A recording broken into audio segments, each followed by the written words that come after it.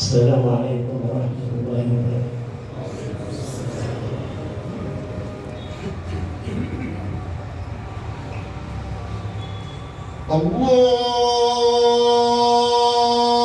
الله أكبر الله أكبر الله أكبر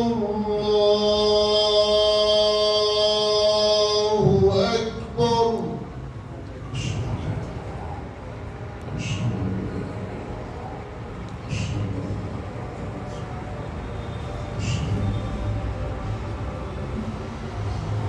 أشهد أن لا إله إلا الله.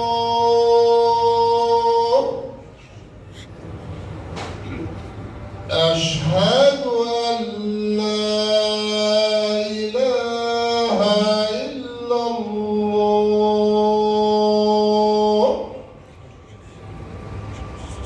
أشهد أن محمدًا رسول الله.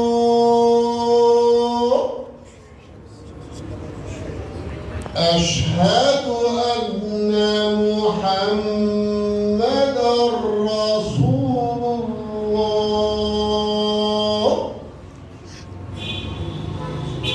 حي على الصلاة.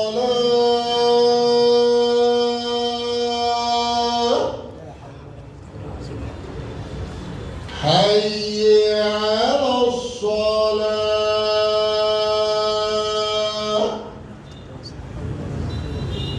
حي على الفلاح.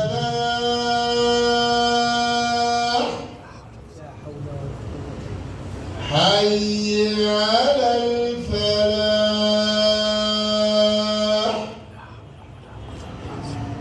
الله أكبر الله أكبر. لا إله إلا الله.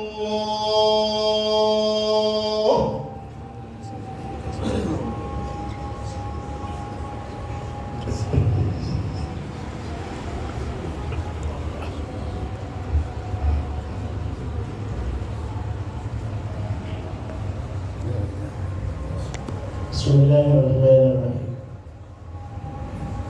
الحمد لله رب العالمين القائل وهو أصدق القائلين: أعوذ بالله من الشيطان الرجيم. إن الله يدافع عن الذين آمنوا. إن الله لا يحب كل خوان كفور. أذن للذين يقاتلون بأنهم ظلموا وإن الله على نصرهم لقدير.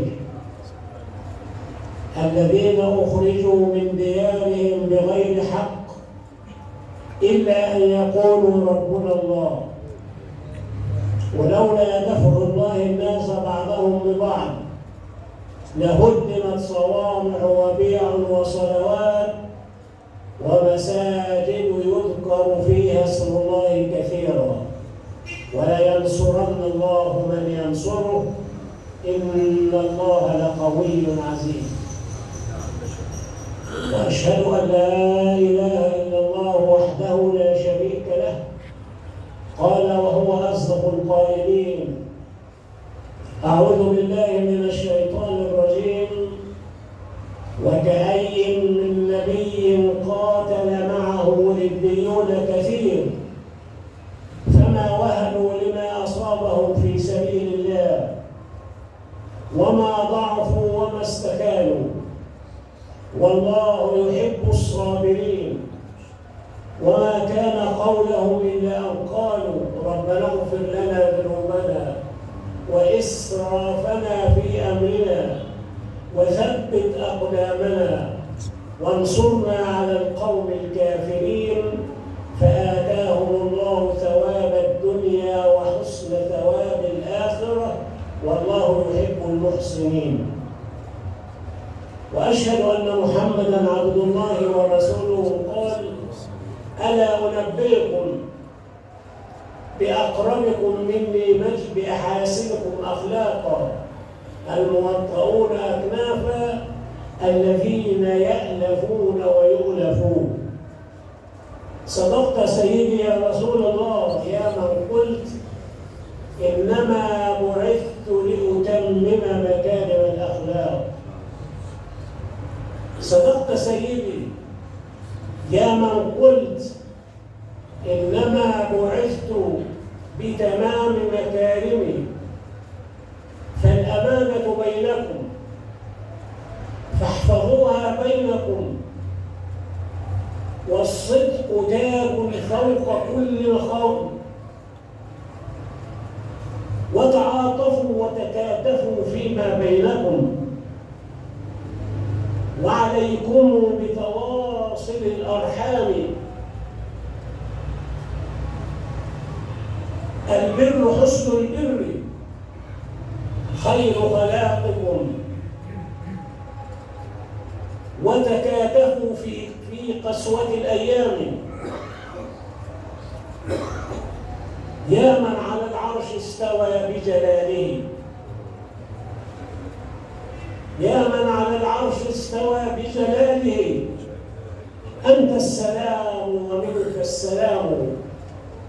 يا رب فاحفظ لمصر جندها، يا رب فاحفظ لمصر جندها، فهم الفداء رسل السلام، لا يخشون في الردى لومة لائم، وهم الحماة مهما بغى اللئام. يا رب صل على النبي محمد صلى عليه الله يا مسك الختام. اللهم صل وسلم وبارك على سيدنا محمد. اللهم آته الوسيلة والفضيلة والدرجة العالية الرفيعة، وابعثه اللهم مقاما محمودا الذي وعدته، انك لا تخلف الميعاد. اللهم اسقنا من يده الشريفة شربة هنيئة مريئة لا نظمأ بعدها أبدا يا رب العالمين. لماذا لم ننتصر؟ لماذا لم ننتصر؟ قالها رسول الله منذ أزمان بعيدة، قالها هو ومن معه من المؤمنين. أعوذ بالله من الشيطان الرجيم. أم حسبتم أن تدخلوا الجنة ولما يأتكم مثل الذين خلوا من قبلكم مستهم البأساء والضراء وزلزلوا حتى يقول الرسول والذين آمنوا معه متى نصر الله، ألا إن نصر الله قريب. وقالها وهو في الحصار محمد صلى الله عليه وسلم ومن معه من المسلمين حوصروا 3 سنوات في شعب أبي طالب، لا طعام ولا شراب ولا مأوى، أكلوا أوراق الأشجار، لم تجد الأم ما ترضعه للأطفال الصغار، لا تقول اللي في غزة أصعب من كده، كهؤلاء كانوا أصعب، ولكنهم اعتصموا بالله وتمسكوا بالله وحموا رسول الله صلى الله عليه وسلم، فجاء النصر من رب السلام. وبمين؟ وبابن الصحيفة اللي كانوا كاتبينها أن يقاطعوا المسلمين لا يتزوجوا منهم لا كذا لا كذا. جاء النمل وزحف على الصحيفة في جوف الكعبة وأكل كل كلمة ولم يبقى إلا اسم الله. كل حاجة لما هذا باسمك اللهم. وخرج النبي منتصرا بنصر الله. في غزوة بدر جاءوا بخيلهم وخيلائهم، والرسول رأى الناس وبين مطرسة وكذا، ونظر إلى أصحابه ورفع يديه إلى السماء: يا رب، إن هذه قريش أتت بخيلها وخيلائها تحاول أن تكذب رسولك، اللهم فنصرك الذي وعدتني. اللهم إن هؤلاء على المسلمين، اللهم إن هؤلاء حفاة مش لاقيين حاجة يلبسوها في الليل، اللهم إنهم حماة فاحملهم، وهم جياع فأشبعهم، وهم عراة فاكسهم، اللهم فنصرك الذي وعدتني. اللهم إن تهلك هذه العصابة هم المسلمين، اللهم إن تهلك هذه العصابة اليوم فلن تعبد في الأرض بعد ذلك. قالها وفي غزوة أحد وقد هزم المسلمون، وحسب ما حدث وفي اليوم التالي كل بيت فيه جريح، خلاف الذين قتلوا سيدنا حمزة وغيره، وفر المسلمون خائبين، فروا في الجبال مش قادرين يقفوا قدامهم. الله يقول لهم: استصعدون، طبعا بالجبل، ولا تلومون على احد، والرسول يدعوكم في اخراكم. الرسول بينادي عليكم لتجتمعوا وتجبروا في الجبال، فاثابكم غما بغم لكي لا تحزنوا على ما فاتكم ولا ما اصابكم، ثم يعزيهم الله تبارك وتعالى. وكأي من نبي قاتل معه ربيون كثير فما وهنوا وضعفوا، فما ضعفوا لما أصابهم في سبيل الله، فما وهنوا لما أصابهم في سبيل الله، وما ضعفوا وما استكانوا، والله يحب الصابرين. وما كان قولهم إلا أن قالوا، صحصح بقى حضرتك كده، شوف قالوا ايه؟ قالوا يا رب انصرنا. اول حاجه ايه؟ ربنا اغفر لنا ذنوبنا، لان المسلمين لا ينتصرون وهم في ذنوب، فلولا ان توبوا الى الله الاول. شوف قالوا ربنا ايه؟ ربنا اغفر لنا ذنوبنا واسرافنا في امرنا، سامحنا على اللي احنا عملناه، لان الله لا ينصر الضعفاء، والله لا ينصر المسلمين.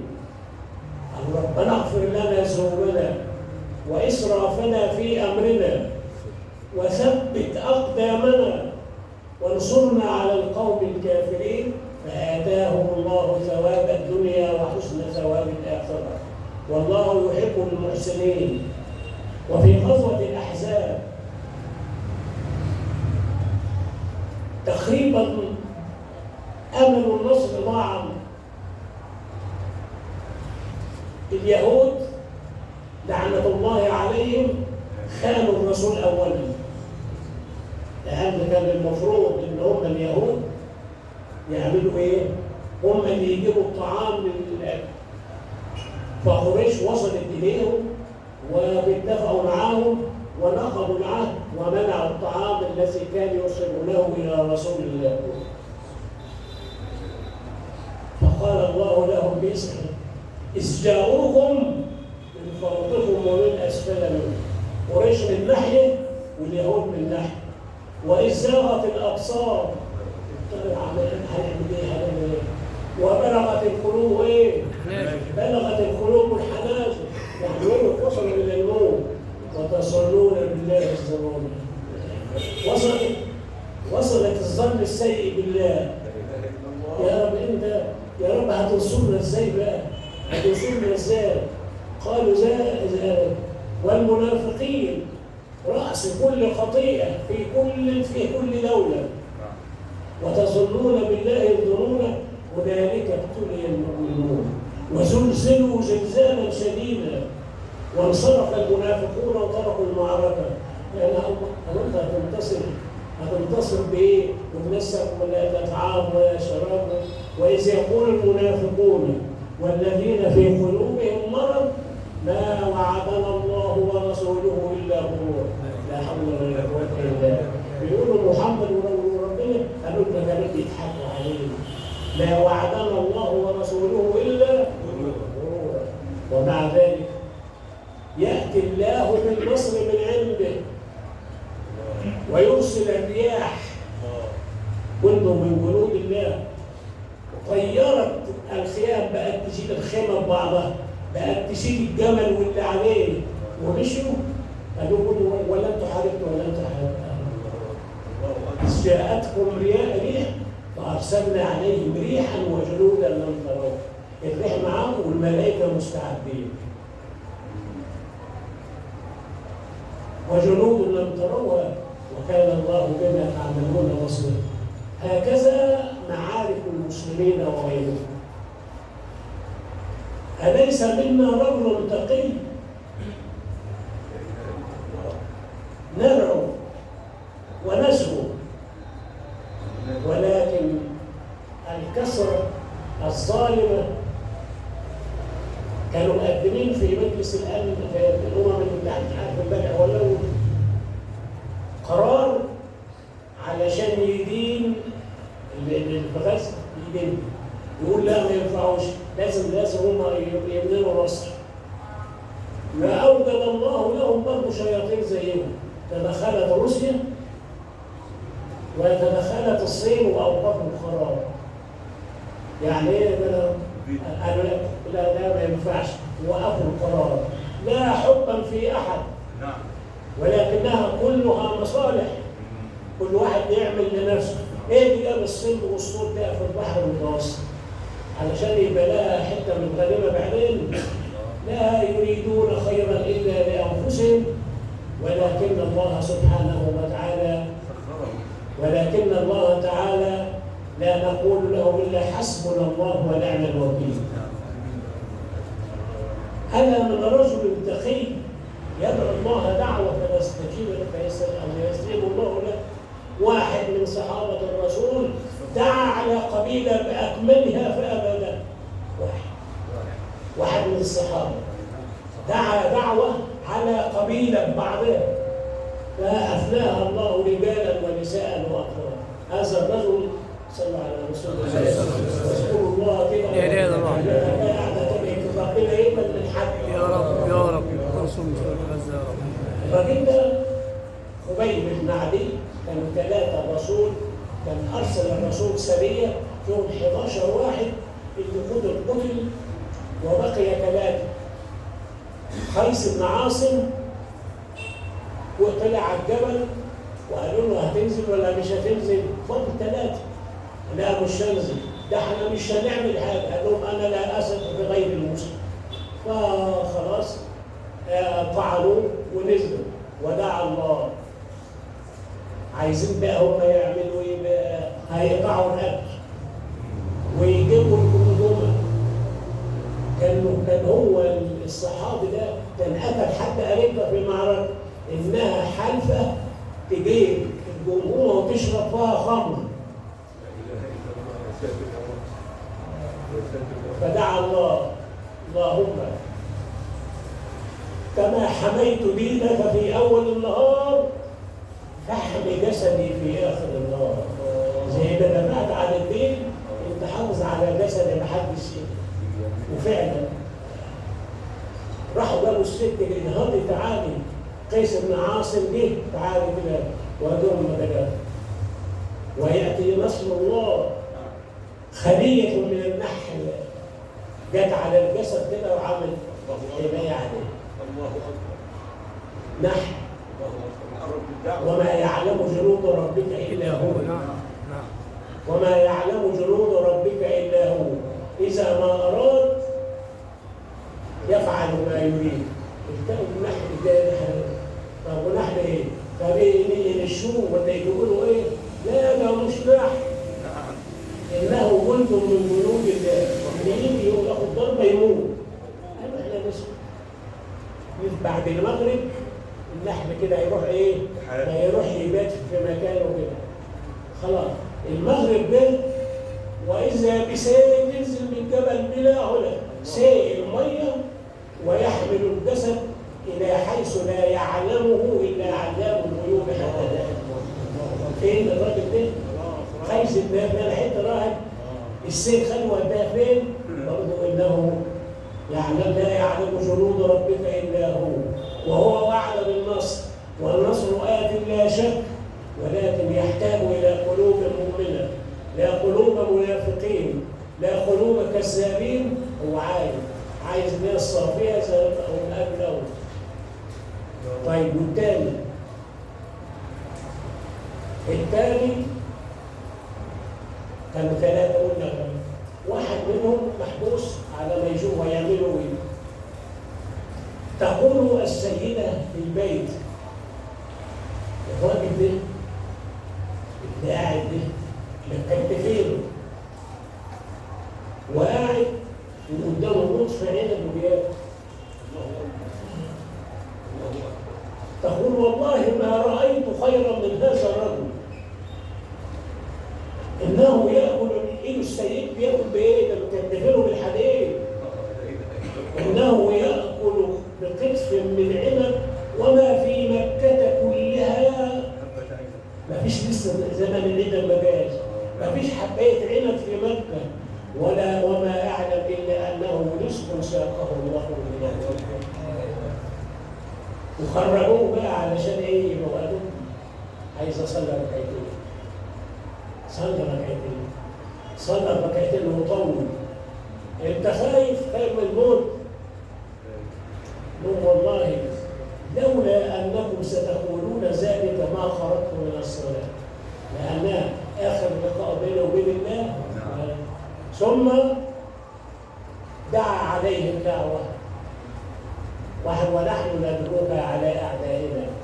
قال يا رب اللهم احصهم عددا، اللهم احصهم عددا واقتلهم بدلا ولا تبق واحدا منهم أبدا. آمين يا رب.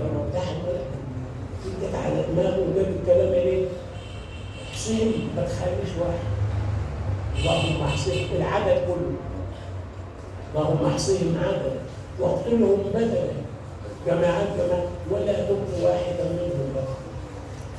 بعد كده بقى كلمة واحد من الصحابة اسمه خيس بن سعيد بن عامر، راح سيدنا عمر ولاه فين؟ ولاه على ولاية في الشام، فشافوه قالوا يا أمير المؤمنين الراجل ده هو كل يعني يبص في كده بجيله يقش عليه وما نعرفش السبب. فاستدعاه سيدنا عمر. ايه يا سعيد؟ ايه دايما يقش عليك ولا ايه؟ قال له يا أمير المؤمنين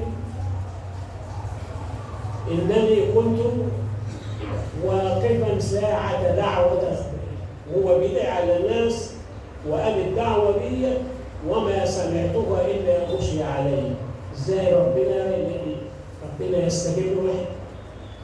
هؤلاء المتقون والمصطفون وإن نصر الله قريب. حسبنا الله ونعم الوكيل عليهم يا رب العالمين. اللهم إنك قلت وقولك الحق وإن جندنا لهم الغالبون. اللهم اهزمهم وانصرهم عليهم يا رب العالمين. أقول قولي هذا وأستغفر الله لي ولكم واستغفروه يغفر لكم.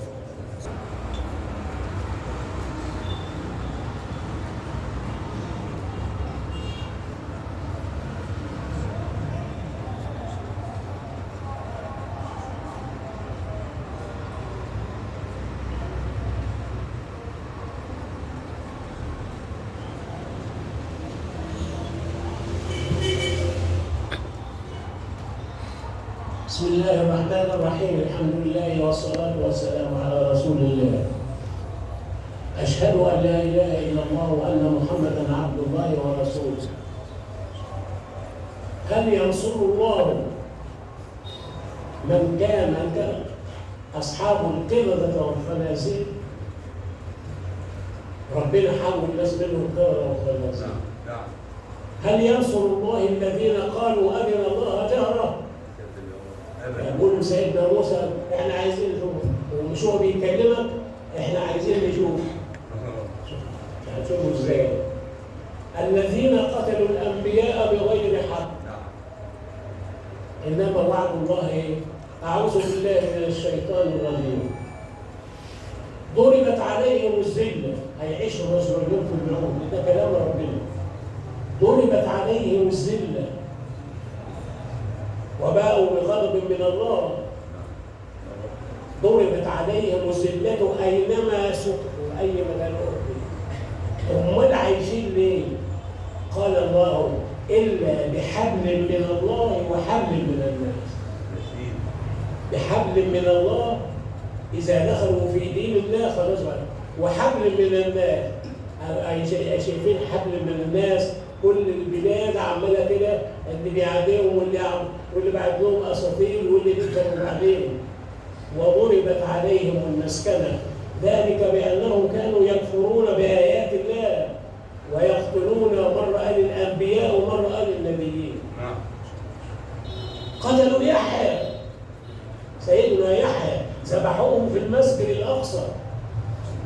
وقتلوا زكريا عليه السلام، وحاولوا قتل عيسى عليه السلام ولكن الله رفعه الى السماء.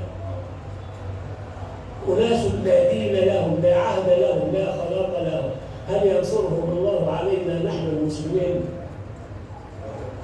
اللهم ليس لنا الا الدعاء. نجيب بقى حاجه عليهم صغيره كده في الكتاب. أعوذ بالله من الشيطان الرجيم. ألم تر إلى الذين خرجوا من ديارهم وهم ألوف حذر الموت فقال لهم الله موتوا ثم أحياهم. قرية بلد وأجيب بها وباء زي هما طبعا اسمه الطاعون، وإحنا بقى طبعا بنسمي بقى نقول لك الكورونا ويقولوا إيه. خرجوا من البلد كلها. الله رايحين فين؟ البلد فيها وباء. هتخرجوا تروحوا فين؟ طب ما انتوا هتخرجوا، ما انتوا هتبقى البلد التين، مش هتروحوا الحدناس. طب ادي اول مصيبه. طيب ما بتدوروا على علاج؟ لا، خرجوا. شوف النص، سورة البقرة. ألم تر إلى الذين خرجوا من ديارهم وهم ألوف، لا مش واحد ولا اثنين، وهم إيه؟ ألوف. وهم ألوف 40,000 واحد. تسيبوا البلد 40,000، طب روحوا فين؟ طب وفين أنتم؟ المهم تركهم الله لحد ما سابوا البلد ووقفوا طالعين خايفين من إيه؟ خايفين من الموت يعني. قال لهم الله موتوا، ربنا قال لهم تموتوا كلهم في لحظة واحدة. 40,000 واحد يموت في لحظة واحدة. فقال ده النص القرآني أهو. فقال لهم الله موتوا. طيب بعدين أولا لما ارتكبوه من أخطاء، وإحنا عارفين دلوقتي أي باب أو أي موطن بيجي فيه مثلا حاجة خلاص في حظر صحي وفي كذا وفي كذا ونشوف العلاج وده. قال له أنا سأل الكلام ده حذر الموت. قال لهم أنتوا خايفين من الموت؟ طب أهو. وتمر الأيام ويمر عليهم نبي من أنبياء الله فطلب من الله أن يحييهم ليكونوا عبرة لهم. فقال لهم الله موتوا ثم أحياهم. رجعوا كلهم تاني ليكونوا عبرة للبشر جميعا أنه لا يفر أحد من قضاء الله. إذا فررت من قضاء الله فإنك تفر إلى قضاء الله. ولذلك قال سيدنا عمر كان حصل طاعون في الشام هو راح يزور، قالوا له ده فيه مرض منتشر. فقال له أبو عبيدة، هو طبعا الحاكم سيدنا عمر هيرجع بقى، قال له أتفر من قضاء الله؟ مين اللي بيقول له؟ سيدنا أبو عبيدة. قال له والله لو غيري قالها يا أبا عبيدة، لو واحد غيرك كانت تبقى سهلة، إنما أنت أفر من قضاء الله إلى أجل الله. من قضاء لقضاء. فجاء عبد الرحمن بن عوف وقال: يا أمير المؤمنين، سمعت حديثا من رسول الله في هذا الموضوع. قال له: قل. قال صلى الله عليه وسلم: إذا وقع البلاء في بلد وأنتم منه فلا تخرجوا، وإن كنتم خارج فلا تدخلوا. هو اللي معروف دلوقتي اللي هي التحصيل. طيب، لما صحيوا قالوا: احنا عايزين ملك بقى كده يبقى ايه، يقاتل في سبيل الله. عايزين ملك يبقى 40,000 ولا ايه عايزين؟ قال لهم نبيهم: عايزين ايه؟ ابعث لنا ملكا نقاتل في سبيل الله. فارسل الله اليهم طالوت، رجل فقير ورجل في حاله، يقولوا للنبي بتاعه: وما تاشى ايه الراجل ده؟ لا يعني لا عيله ولا فلوس ولا. قال: ان الله اصطفاه عليكم. ده اختيار مين؟ وزاده بسطة في العلم والجسم. واي حاكم يخرج من الواحده من دول ما ينفعش. وزاده بسطة في ايه؟ في العلم، عنده خبره في الدنيا واللي فيها، والجسم منقوى عليه. والله يؤتي ملكه من يشاء. طيب خلاص، القصه طويله بس انا هجيب اخرها بقى علشان الوقت. قال لهم: عايزين الدليل على ان ربنا اختاره. التوراه بتاع سيدنا موسى وعصا سيدنا موسى كانوا موضعين في مكان وعايزينهم زي بركه كده، يخشوا المعركه ربنا ينصرهم. فجي واحد من الملوك خد الايه؟ خد الحاجات دي. قال لهم: التابوت ده هيجي ملائكه هيحملوه وهيحطوه قدامه. إن آية ملكه أن يأتيكم التابوت فيه سكينة من ربكم وبقية مما ترك آل موسى وآل هارون تحمله الملائكة. وحصل ذلك. قالوا: طب خلاص يلا. عملوهم اختبار بقى قبل ما يخشوا المعارك. يقولوا: ايه بقى كده دلوقتي؟ إن الله مبتليكم بنار، احنا هنمر على نهر، فمن شرب منه فليس منه إلا من اقترف غرفة بيده. لا ياخد ايه؟ ياخد غرفة كده بإيده كده. وكانت الحكمة من الله، اللي ياخد غرفة كده يشربه يرتوي من الله، واللي يشرب يموت ساعتها. اختبار. فمن شرب منه فليس، ومن لم يطعمه له. فاللي مات وبقي شويه معاه. شافوا بقى الجيش الثاني بتاع طالوت ايه دي؟ احنا نقدر، احنا بدنا نروح انتحار منه. فلما جاوزه هو والذين امنوا معه شويه الباقيين قالوا: لا طاقة لنا اليوم بجالوت وجنود، احنا مش حابين ولا. شويه اللي فضلوا كام بقى من 40,000 313 قالوا عدد اصحاب محمد في يوم بدر.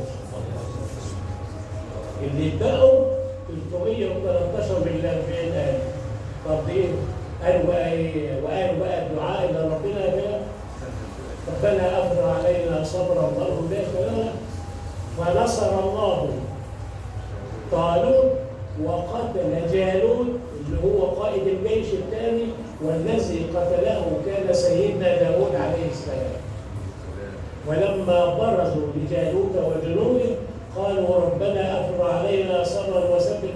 فهزموهم باذن الله، وقتل داود جالوت واتاه الله الملك والحكمه وعلمه مما يشاء. ولولا دفع الله الناس بعضهم ببعض لفسدت الارض. ما كانش يحصل ناس وناس تحدها، ما تنفعش العيش. تلك ايات الله نتلوها عليك بالحق وانك لمن المرسلين. اللهم انصرنا يا رب العالمين. اللهم انصرنا على القوم الكافرين. اللهم آمنا في أوطاننا. آمين. اللهم انصر جيشنا يا رب العالمين. آمين يا رب. اللهم احفظهم ليحفظوا دينك ويرفعوه يا آمين رب يا رب. العالمين. آمين يا رب. اللهم اغفر لنا ذنوبنا واسرافنا في امرنا آمين. وثبت اقدامنا وانصرنا على القوم الكافرين. لا تدع لنا ذنبا الا غفرته آمين. ولا دينا الا قضيته آمين. ولا مريضا الا شفيته آمين. ولا منتقلا الا رحمته آمين. ولا ضالا الا هديته آمين. ولا تائبا الا قبلته آمين. ولا صاحب حاجه الا قضيتها ويسرتها بفضلك وكرمك آمين. وانت ارحم الراحمين. آمين. اللهم ارحم موتى المسلمين. آمين. اللهم انزل عليهم النور والسرور آمين. والبشر والسرور يا رب آمين. العالمين. آمين. اللهم اكرمنا اذا ما وصلنا الى جوارك يا رب العالمين. آمين. يا الله ان الله يامر بالعدل والاحسان وايتاء ذي القربى وينهى عن الفحشاء والمنكر والبغي يعظكم لعلكم تذكرون. اذكروا الله العظيم يذكركم واقيموا الصلاه.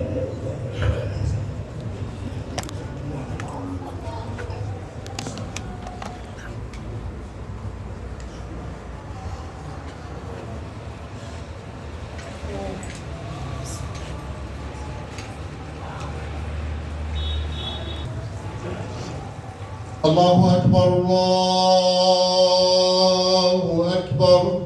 أشهد أن لا إله إلا الله. أشهد أن محمدا رسول الله. حي على الصلاة حي على الفلاح. قد قامت الصلاة قد قامت الصلاة. الله أكبر الله أكبر.